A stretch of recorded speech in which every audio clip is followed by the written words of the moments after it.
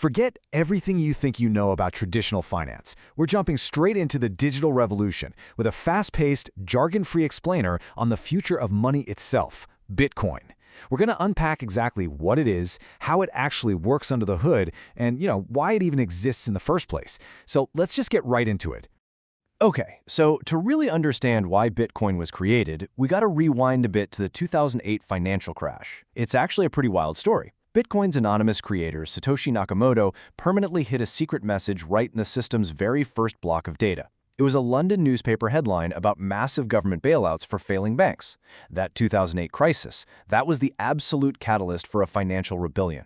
People suddenly realized the traditional system was just fundamentally broken. It relied heavily on these centralized institutions making risky bets, and then, expecting taxpayers to bail them out.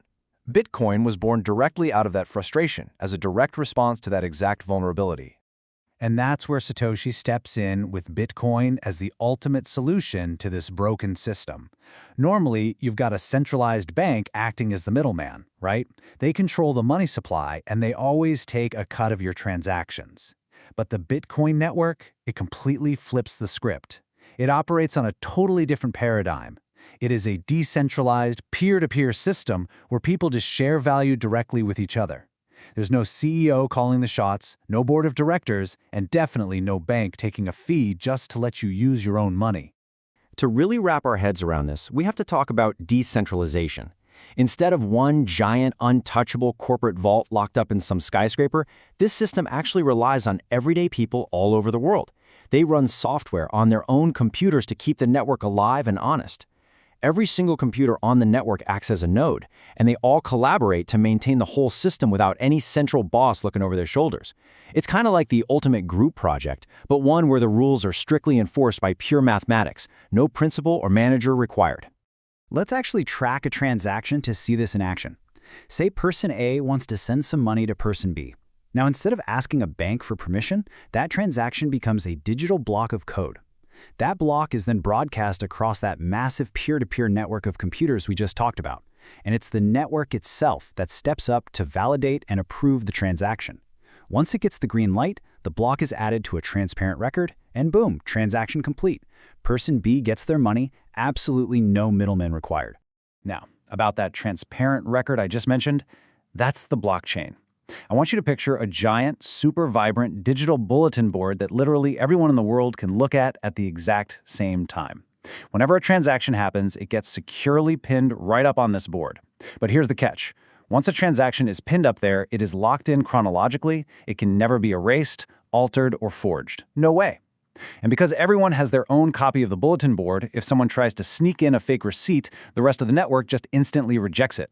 So how exactly does the network know you even have the money to send in the first place?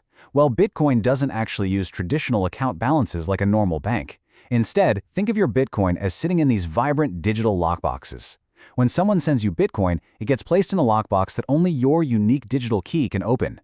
When you want to go buy something, you just unlock your box, take out exactly what you need to pay, and the network automatically takes your change and locks it safely into a brand new digital lockbox made just for you. It's just a brilliantly simple way for the network to trace every single fraction of a Bitcoin without needing some centralized database tracking your every move. But who is actually doing all this verifying and locking? That brings us to the engine of the network, mining. Imagine thousands of workers equipped with digital pickaxes.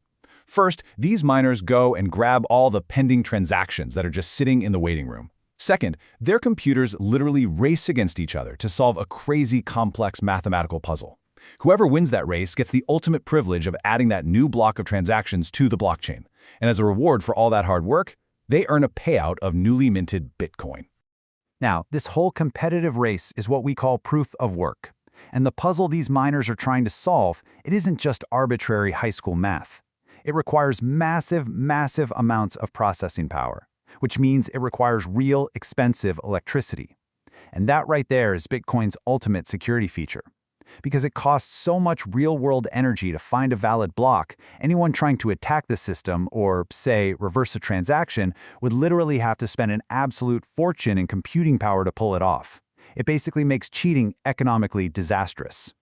Now you might be wondering, what happens if a bunch more people start mining with way faster computers? Wouldn't the puzzles just get solved way too quickly? Well, the system actually accounts for that with a built-in difficulty adjustment. Think of it like the network's automatic thermostat. Every 2 weeks, the protocol checks how much computing power is currently on the network. If blocks are being solved faster than 10 minutes, the puzzle just gets harder. If miners leave and it's taking too long, the puzzle gets easier. It beautifully ensures that a new block is added to the blockchain exactly every 10 minutes, like clockwork, completely independent of any human intervention. Okay, so here is the absolute most crucial point, 21 million. That massive number is the hard-coded, absolute limit of Bitcoins that will ever exist in the universe. Remember that 2008 financial crisis we talked about?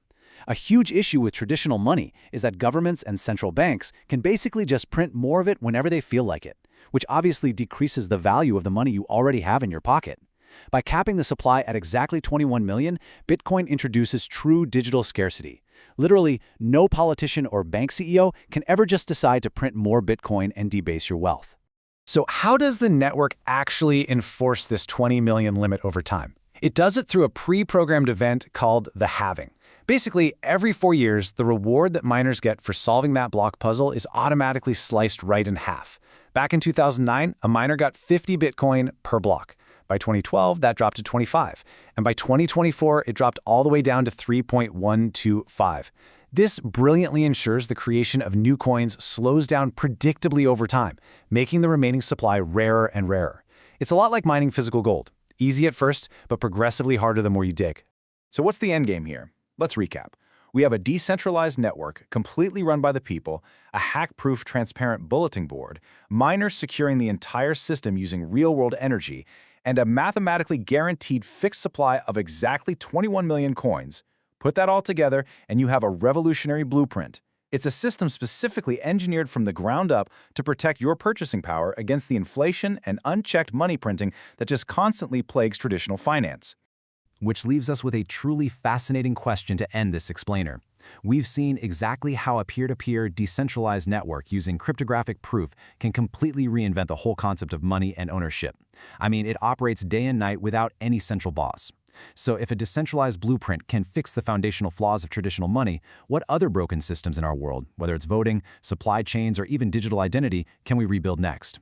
Thank you so much for exploring the mechanics of this digital revolution with me. Until next time, stay curious.